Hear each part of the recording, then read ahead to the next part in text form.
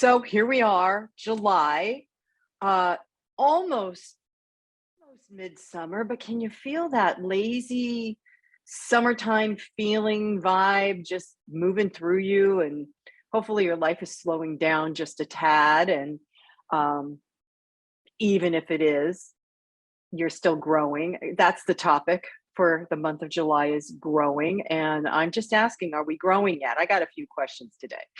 Yeah, like I always do. But the thing about summertime is when all the seeds and plantings that happened in spring begin to bear fruit. Literally, I planted some tomato plants a little while ago, and now I have little itty bitty tomatoes. I'm so excited, and I go out there every day and I talk to them while I'm watering, and they just keep multiplying. And I'm so happy. I can't wait until I get to taste a few. And people come over to my house. I'm like, come here, come here, come here. You got to see my tomatoes. Oh my gosh, talk to them, send them love. They're growing for you too. Okay, I'm a little nuts. But the truth is, this is the time for growth, summertime. It's the time for coming to fruition. It's why there's graduations in the beginning of summer, not just because school's over, but because the students have ripened enough in order to graduate, to move to their next, yet to be, their next level. And I was doing some writing about boundaries and frontiers because I found that frontier is the leading edge of a boundary, that a frontier is the leading edge of a boundary. And I've been playing with the idea of seeing frontier as the frontier of our potential, our potential. So I really believe with what's happening in the world, what's really happening in the world, which has been crazy, we are at that frontier of potential. We are at that place where we are going to be moving into, whether we like it or not, into the next yet to be, into what we're capable of. So I want you to think about this. This is about growing. This is about growth. I want you to think about this. Are you choosing to grow mentally, emotionally, spiritually? Are you choosing to grow? Are you standing on that edge and having your boundaries, the thing you know, the territory you know that you're comfortable with, holding you back? Are you allowing yourself to be held back by beliefs, by what people are saying to you in the media, by what friends are saying to you, out of fear, out of anger, out of pure stubbornness, as my grandmother used to say? Are you being held back, or are you on that edge, that frontier edge, where there are so many potentialities you can grow into, you can move into? Potentialities for peace. Hello, are you listening? Potential for peace. Because that, to me, is human potential. That is growth, growing into peace. Potential for human rights to be upheld and observed. Human rights. Human rights. So that means the right of every man, woman, and child, regardless of race, creed, color, religious belief. That's our frontier we're standing at. That's the potentiality of growth for humanity, is respecting, even if you don't understand it, respecting another's opinion or belief, but not allowing those opinions or beliefs to hold you back from your personal growth, your personal opinion, your self-expression. So every one of us, I say this often on Empowering Chats, every one of us is a divine spark. That means we are that seed of light. And calling light leaders. Are you going to lead from fear? and anger? Are you going to stand at the edge of your personal frontier, looking at the vastness out there? And it may be, it's unknown, it's unexplored, hence the Trek, thing, the final frontier of space. But it is unknown, it is unexplored. Are you going to stand at that frontier of your personal potential and continue to do the same old, same old? Do as you were told. Do as you were taught. I don't know. Are you? Or are you going to choose to grow, to expand into this potential that we are all at the precipice of?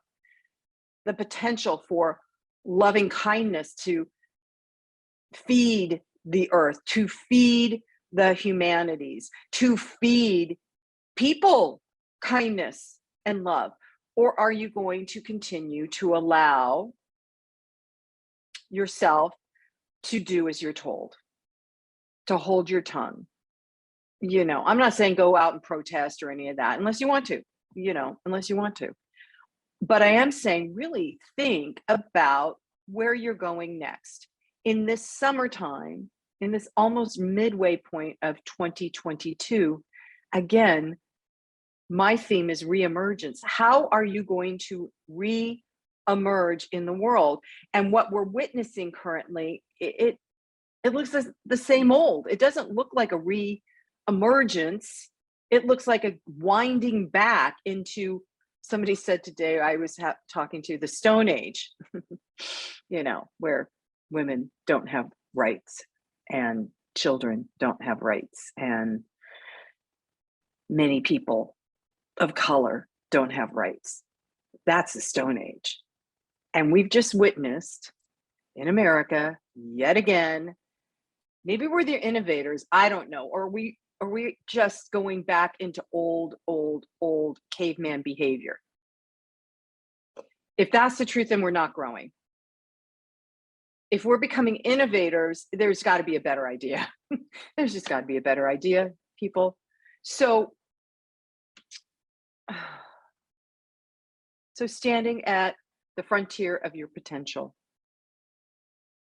So I want to read something by my mentor, Ernest Holmes, because if you really, really, really deepen yourself, go within and ask your gut or your heart system, am I a spiritual being?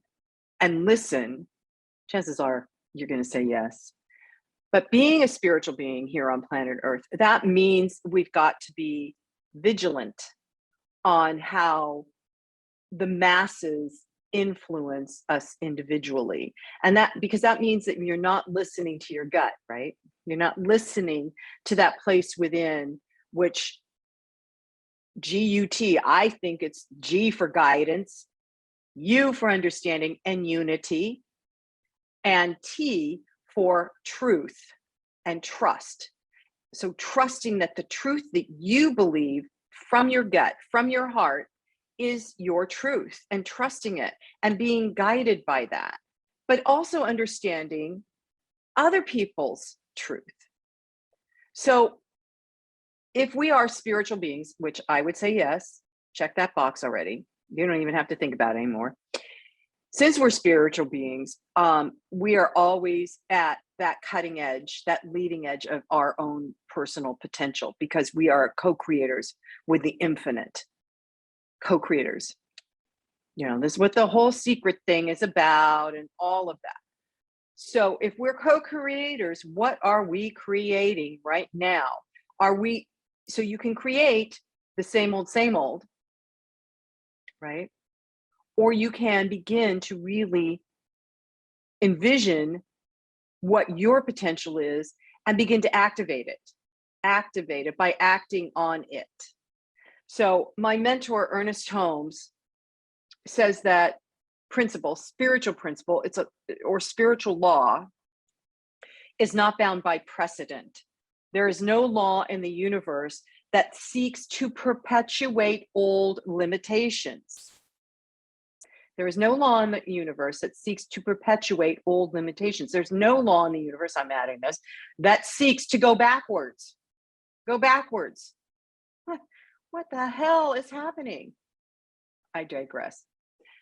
But there is a law which responds to our greater vision at the exact level of that vision. Okay, so what that means is this law that is co-creating with you, it responds to your vision, what you're seeing. And if all you're seeing is the same old, and doing to as you've been told crap, if that's all you're seeing, then that's all we're going to get, people.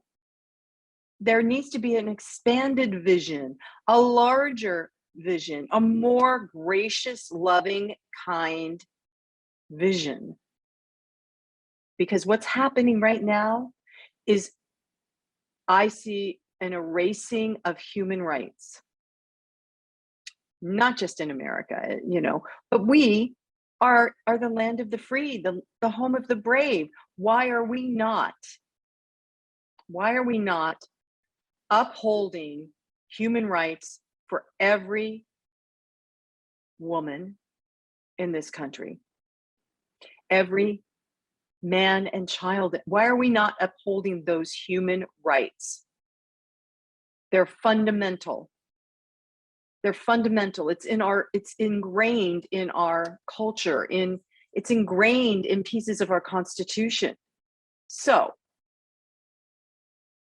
what Ernest Holmes suggests is we create a larger vision beyond the old vision, beyond the old limitations. And he says that your mind should be kept in a buoyant, up-leveling, buoyant, expectant, enthusiastic attitude. So in other words, whatever's happening, if it's getting you down, bring yourself back up. Bring yourself back up. You're the only one that can. Bring yourself back up.